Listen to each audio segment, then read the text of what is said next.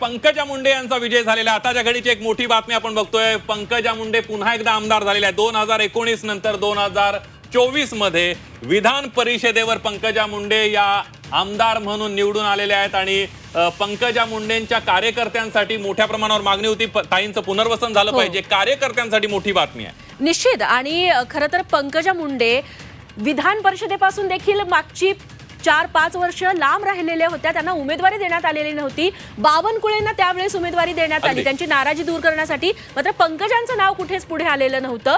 राज्यसभेसाठी देखील त्यांची चर्चा सुरू होती, मात्र तेव्हा देखील नाव पुढे आलं नाही. मात्र सध्याची बदललेली राजकीय समीकरणं, बदललेले वातावरण, बदललेली जातीय समीकरणं या सगळ्यांच्या अनुषंगानं पंकजा मुंडे यांना जपणं देखील भाजपसाठी महत्त्वाचं होतं. आणि त्यामुळे खरं तर भाजपमध्ये हा अनरिटन रूल आहे की जो लोकसभा निवडणूक हरलेला आहे त्याला मोस्टली विधान परिषद किंवा राज्यसभेची उमेदवारी दिली जात नाही. मात्र तो नियम बाजूला ठेवून पंकजा मुंडेंना उमेदवारी दिली आणि आता त्या निवडून आलेल्या आहेत. अगदी. आणि रेश्मा, या सगळ्यामध्ये आपण बघितलं तर कुठेतरी 2019 पासून आतापर्यंत पंकजांचं नाव अनेक वेळा चर्चेत आलं, मात्र लोकसभेपर्यंत त्यांना संधीच मिळाली नव्हती. निश्चित.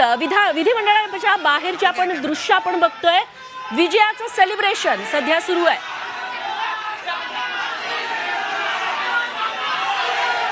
भाजपचे 2 उमेदवार, भाजपचे 3 उमेदवार किंबहुना आतापर्यंत विजयी झालेले आहेत. पंकजा मुंडे, योगेश टिळेकर, परिणय फुके यांचा विजय शिक्कामोर्तब झाला आणि त्याचं सेलिब्रेशन आपण बघतोय. अगदी. भाजपच्या पारड्यामध्ये 5 पैकी 3 जागा आतापर्यंत पडलेल्या आहेत. अजून 2 जागांचा निकाल येणं बाकी आहे. परिणय फुके, पंकजा मुंडे आणि योगेश टिळेकर हे विजयी झालेले आहेत. गोरखे सुद्धा एका मतानं दूर आहेत. त्यांचाही निकाल थोड्याच वेळामध्ये येईल, कारण भाजपचं संख्याबळ तेवढं आहे. त्यामुळे भाजप असं एकंदरीत महायुतीच्या नेत्यांचे, आपल्याला महायुतीतले अजित पवार गटाचे आमदार असतील किंवा महायुतीतले इतरही आमदार आपल्याला पाहायला मिळतात या सेलिब्रेशन. प्रतिक्रिया येतात संदीप, आपण ऐकूयात.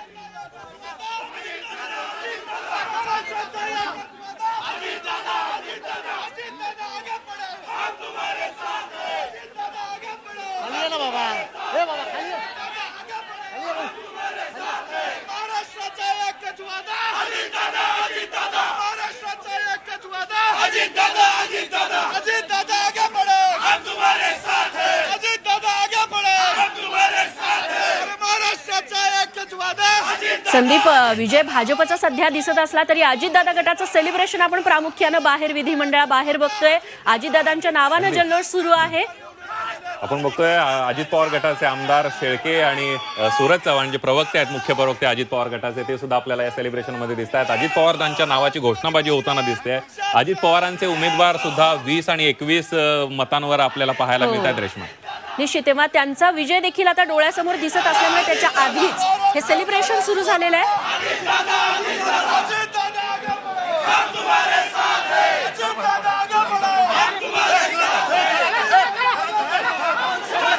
निकाला आधीच हे सेलिब्रेशन समोरच्या गटाला शक्ती प्रदर्शन देखील वाटू शकतं, किंबहुना तसाच प्रयत्न अजित पवार गटाकडून दिसतोय.